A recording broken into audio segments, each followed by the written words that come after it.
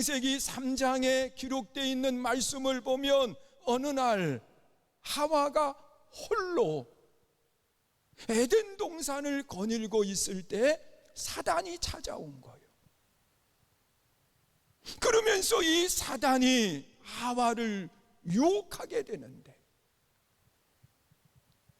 여기 있는 실과를 하나님이 먹지 말라고 하시더냐고 그러면서 하와에게 이야기를 해요. 여러분, 사단도 이미 다 알고 있거든요. 하나님이 모든 것을 임의로 먹을 수 있다고 말씀하신 것을 말이에요.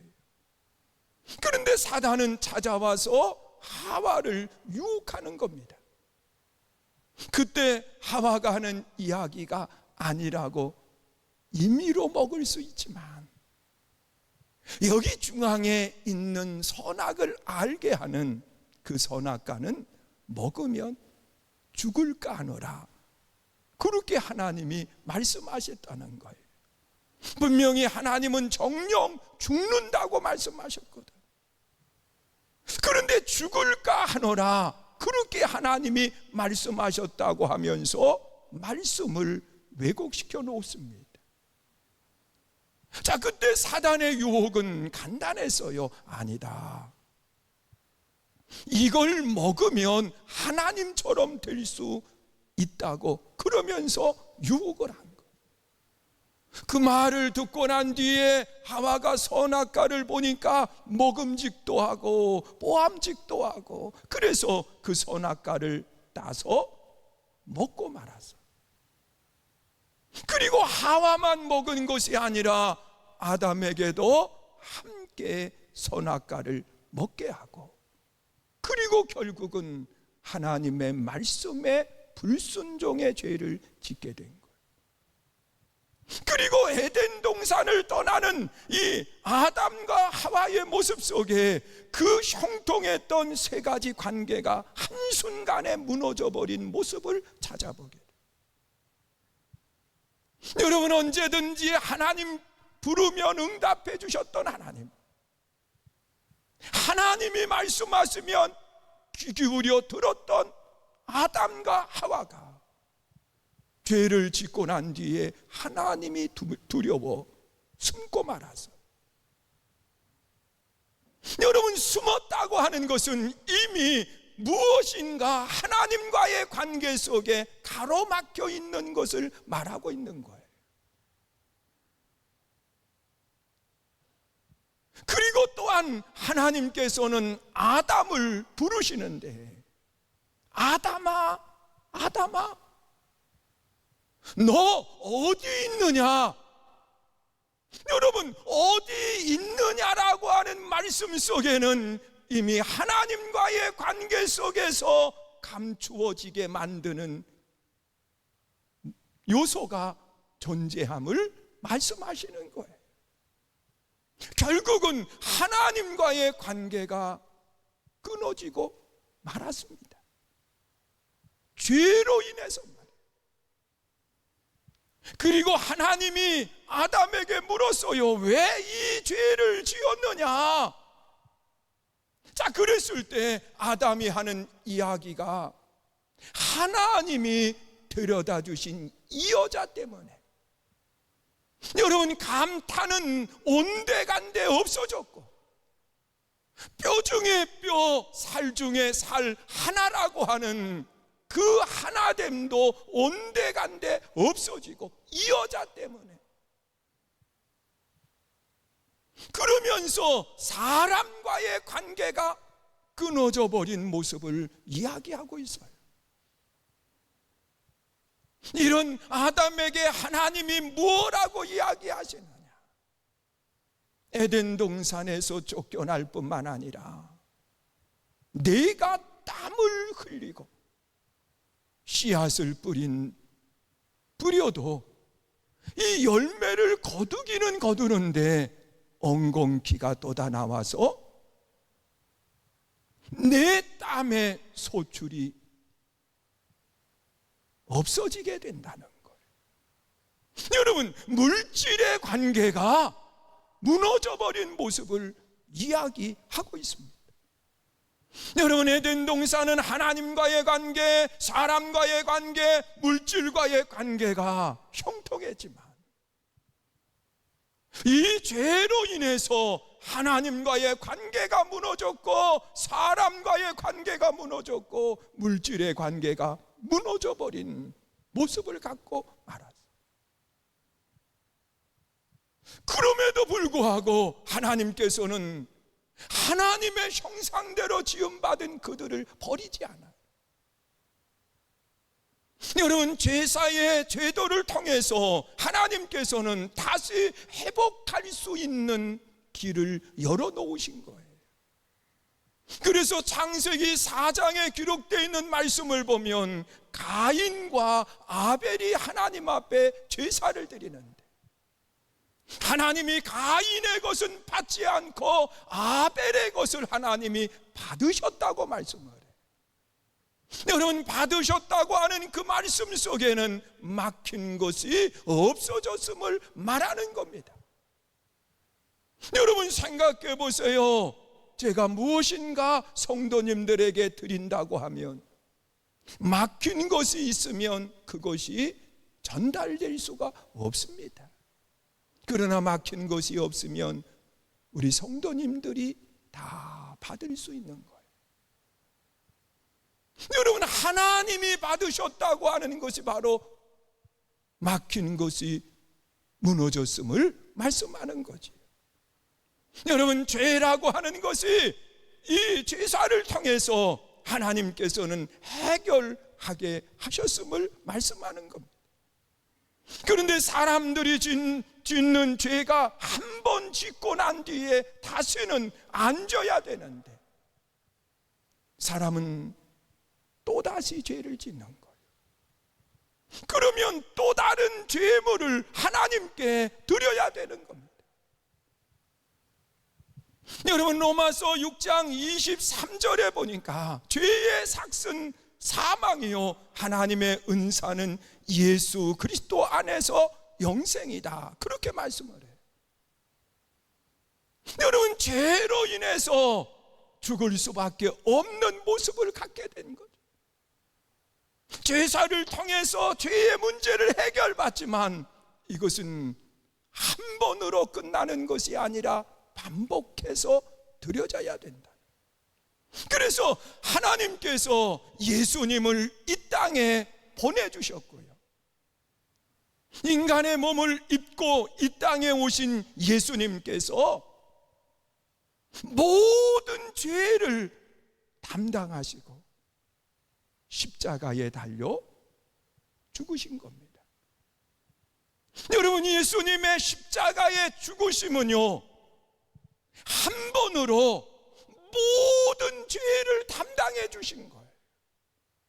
우리의 지난날의 죄, 우리의 오늘의 죄, 우리의 미래의 모든 죄까지 그 값을 다 지불해 주셨다는 거예요. 그러면서 이 사실을 믿기만 하면 죄 없다고 하나님이 인정해 주시겠다고 하는 약속을 우리에게 주셨어요. 그래서 우리는 예수를 믿게 되는데, 예수님을 믿는 믿음을 가질 때에 하나님과의 관계 속에 막힌 것이 무너지게 되어 있고, 그리고 또한 사람과의 관계 속에 막힌 것이 무너지게 되어 있고, 물질과의 관계 속에서도 막힌 것이 무너지는 역사가 일어나는 거예요. 믿으세요? 여러분, 이 십자가는요, 이 세워진 종대가 땅과 하늘을 연결하는, 사람과 하나님을 연결시키는 다리와 같다. 또한 얹혀져 있는 종대는, 팽대는요, 사람과 사람과의 관계가 형통해지는 역사가 일어나는 거예요. 이것이 십자가의 은혜입니다. 그런데 이 십자가의 은혜를 나 혼자만 가지고 있으면 안 된다는 거예요. 그래서 오늘 본문에 기록되어 있는 말씀을 보면 너희는 모든 족속에게로 가서 아버지와 아들과 성령의 이름으로 세례를 주고 가르쳐 지키게 하라고 말씀을 하고 있습니다. 여러분, 선교 중앙교회가 바로 이 귀한 사명을 가진 아름다운 교회라고 하는 사실이에요. 믿으세요? 이름만의 선교 중앙이 아니라 정말 이 땅에 있어야 되는 분명한 이유를 가지고 우리가 이 복음을 전할 수 있어야 돼요. 여러분, 예수님께서 이루어 놓으신 그 십자가의 은혜가 나 한 사람으로 끝나면 안 된다는 거예요. 예수님은 분명하게 말씀하신 것은 이 복음을 땅끝까지 전하라는 거예요. 이것은 예수님의 마지막 유언이요, 예수님의 명령이기도 한 겁니다. 그런데 왜 이 복음을 전해야 될까? 여러분, 천국과 지옥이 있기 때문에 그래요. 여러분, 사람들은 이야기해요. 정말 천국이 있냐? 믿지 못하겠다는 거예요. 그러면서 천국이 없다고 이야기해요. 지옥도 없다고 이야기해요. 사람은 죽으면 다 소멸된다고 말하고 있어요. 그런데 정말 그럴까요? 여러분, 천국이 없다고 하면 예수 믿는 사람들이 억울하지 않겠느냐, 이런 마음을 가질 수도 있거든요. 그런데 잘 생각해 봐요. 여러분, 예수 믿으면 천국이 없다고 생각을 해도요, 예수 믿는 사람들이 어리석고 미련한 걸까? 아니에요. 예수 믿는 사람의 삶의 질이요, 달라져요. 여러분, 저도요, 예수 믿고 난 뒤에 내 삶이 얼마나 많이 달라졌는지 몰라요. 여러분, 제가 예수님을 안 믿었다고 하면 제 삶이 지금처럼 살지 못했을 것 같아요. 방탕의 삶, 향락을 쫓는 삶을 살아갈 수밖에 없는 내 모습이에요. 그런데 예수님을 믿고 난 뒤에 모든 것을 내려놓을 수 있게 됐거든요. 그런데 정말 우리가 믿는 대로 천국이 있다고 생각해 봐요. 그러면 우리는 천국의 기쁨을 누리는 거예요. 믿으세요?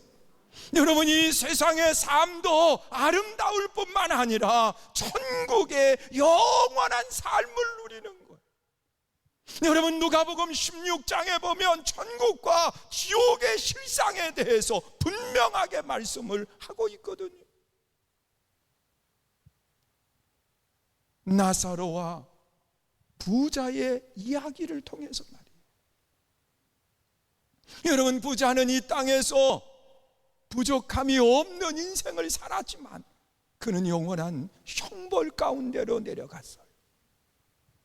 여러분, 지옥은 물 한 방울의 은혜도 없는 곳이 지옥이에요.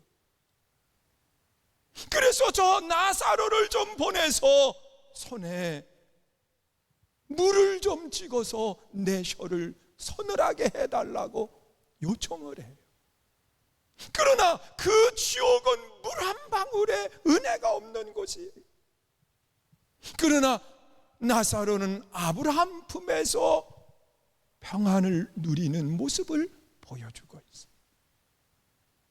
여러분, 천국이 있습니다.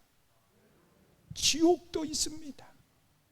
그런데 하나님은 뭐라고 말씀하시느냐? 믿음을 가진 사람에게 그 천국에 가게 하신다는 거예요. 그래서 우리는 나만 믿을 것이 아니라 내 가족도 하나님께로 인도하고 내 이웃도 하나님께로 인도하고 그리고 땅끝까지 복음을 전함으로 열방이 하나님께 돌아오게 해야 되는 거예요. 그리고 왜 우리가 예수님을 전해야 될까? 영혼의 가치 때문에 그래요. 여러분, 불란서의 어느 의사가 영혼의 무게가 얼마나 되나 그러면서 이야기한 적이 있어요. 사람이 죽기 전에 그 시체를 저울에 올려놓은 거예요. 사람이 딱 죽으니까 21g이 줄어들다는 거예요. 그래서 그분이 하는 이야기가 영혼의 무게는 21g이다, 그렇게 이야기를 했어요. 그런데 영혼의 무게가 중요한 게 아니에요. 영혼의 가치가 중요한 거예요. 여러분, 영혼의 가치는 21g이 아니에요. 예수님께서 말씀하시는 영혼의 가치를 보세요.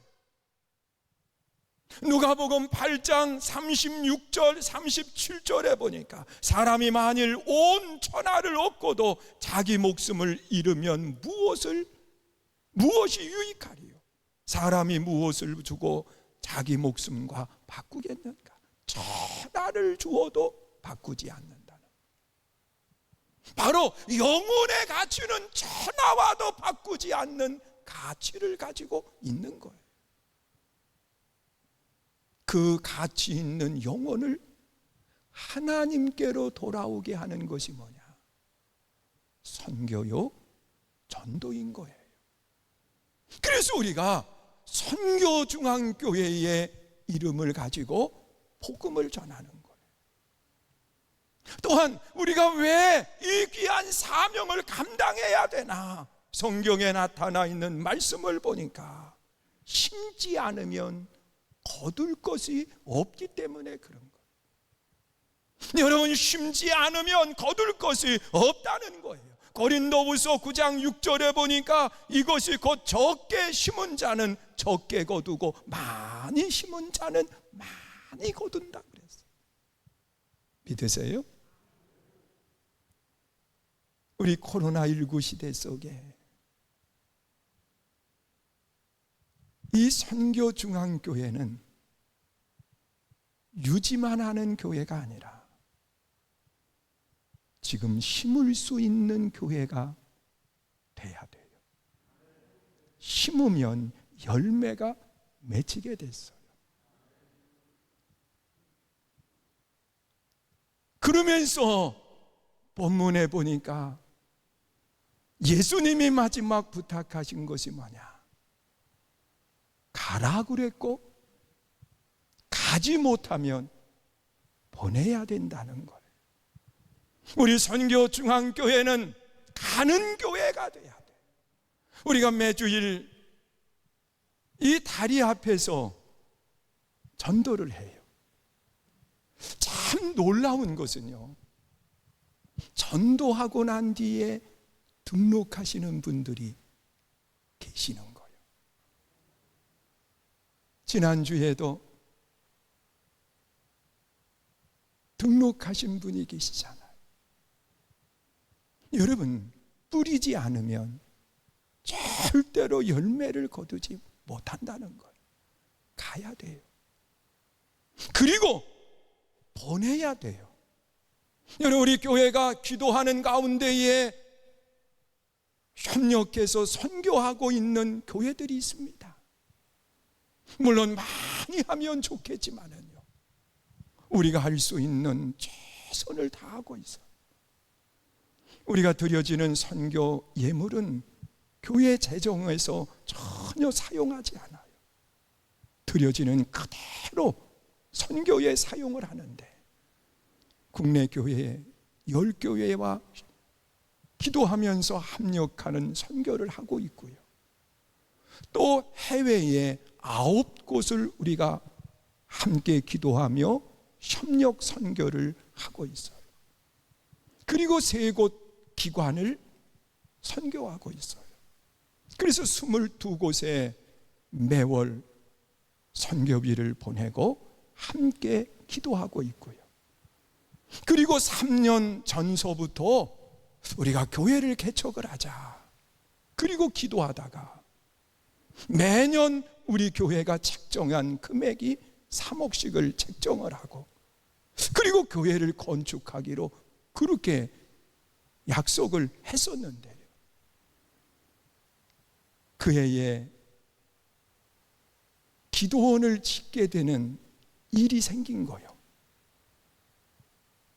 그래서 기도원을 지으려고 하다가 짓지 않고 강화에 기도원을 구입하면서 2년 동안 해야 될 것을 거기에 교회를 세우는 마음을 가지고 하자. 그래서 2년치를 가지고 그 기도원을 구입을 한 거예요. 그리고 지난해에는 코로나로 인해서 너무 힘들어 가지고요, 세워진 교회들이 문을 닫는 현실이 됐거든요. 그래서 이 교회를 세우는 일을 한 해를 미루면서 우리가 올해는 부채를 조금이라도 갚자. 그래서 지난 한 해 계획했던 그것을 가지고 그대로 부채를 갚았어요.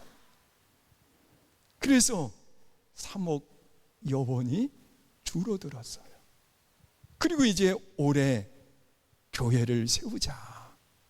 자, 이런 마음을 가지고 기도하면서 이제 3분의 1이 지나가고 있거든요. 그런데 하나님이 어려움 가운데에서도요, 그 비용을 하나님이 예치할 수 있도록 허락을 해주셨어요. 이 해가 지나가기 전에 하나님이 어떻게 역사하실지 우리는 모르지만 부끄럽지 않게 하자. 선교중앙교회의 이름만 가진 교회가 아니라 하나님 앞에 부끄럽지 않은 교회가 돼야 되겠다. 그 마음을 가지고 기도하면서 함께하고 있어요. 사랑하는 성도 여러분, 34주년이 된 교회가 또 하나의 교회로 남는 것이 아니라 선교중앙교회의 이름이 부끄럽지 않은 아름다운 모습이 되도록 우리가 선교의 앞장을 서고 무너진 관계를 회복시키는 그 일에 우리가 전진해 갈 수 있는 아름다운 모습이 될 수 있기를 주의 이름으로 축원합니다.